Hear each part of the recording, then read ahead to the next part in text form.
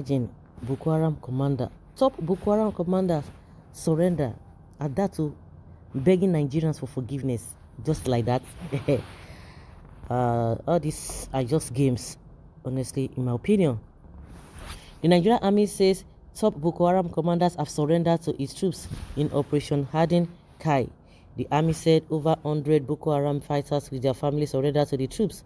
Uyema Nwachukwu, army spokesperson, in a statement shared alongside photos of the Boko Haram commanders, said Musa Adamu, a chief bomb expert for the insurgents, was one of those who surrendered. Following the recent escalation of offensive operations coupled with non-kinetic efforts by troops of Operation ß⁰K⁰, which yielded massive surrendering of Boko Haram and Islamic State of West African province terrorists in the northeast.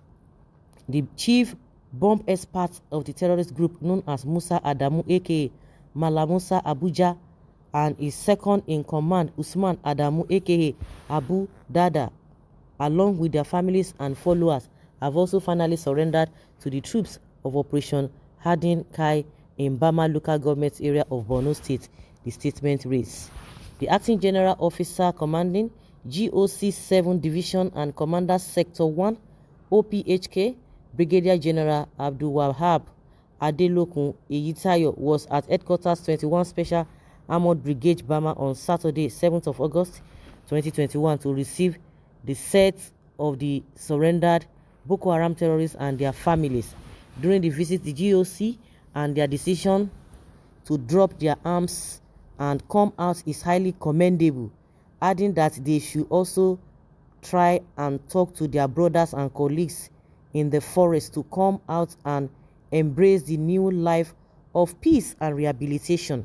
General Eyitayo, who spoke through an interpreter, further disclosed that they will undergo some rehabilitation processes at a government facility before reintegration into the larger society, while distributing new clothes and assorted food items, grocery and toiletries to the surrendered terrorists and their families.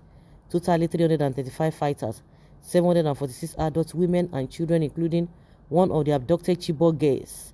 It was observed that the reasons for such massive turn was basically due to the intensified Nigerian military campaign on their enclaves and environs, and also with the overwhelming famine, discontent, internal skirmishes, health challenges, as well as untold hardship.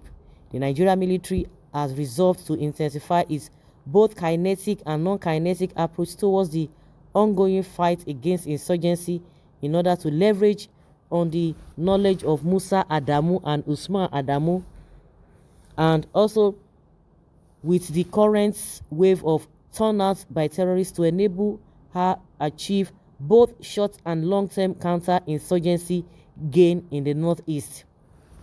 The insurgents pictured by the army are seen carrying placards, some of which read, "Nigerians, please forgive us."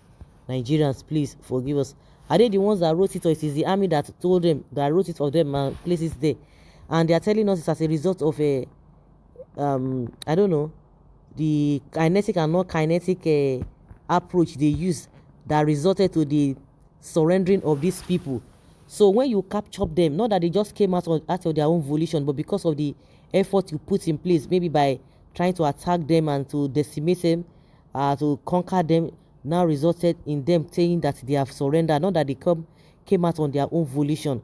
So how many of such people that you have gone to raid, all those people you call criminals, that you have raided them, at the end of the day, they will tell you that maybe after catching them or arresting them, they will not tell you that you should forgive them. Do you forgive them? It is only in the north we hear all this nonsense. Forgive us. They should forgive us. Only in the north we hear this with this Boko Haram. Since they said they use kinetic and non-kinetic, of course you should know that a lot of things there, a lot of waters must have passed under the bridge. A lot of water must have passed under the bridge. Yeah, that is it. That is how they rule. This country will never move forward with this kind of compromise in leadership. These ghosts that have sucked blood of the innocent citizens, and not only that, the blood of Nigerian military personnel that was spilled for nothing has been regarded as nothing. If you are God, then the world would have ended million years ago. The prodigal son is a good example of how God thinks. So the prodigal son is a blood monger. Well, forgiveness, just like that. My same question.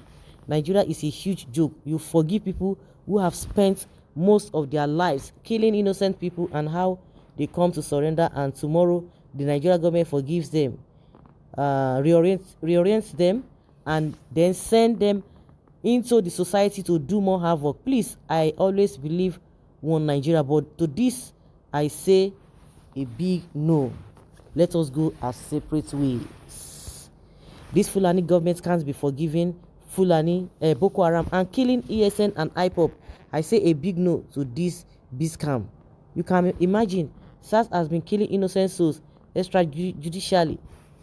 Now they want to forgive these evil, blood-sucking demons.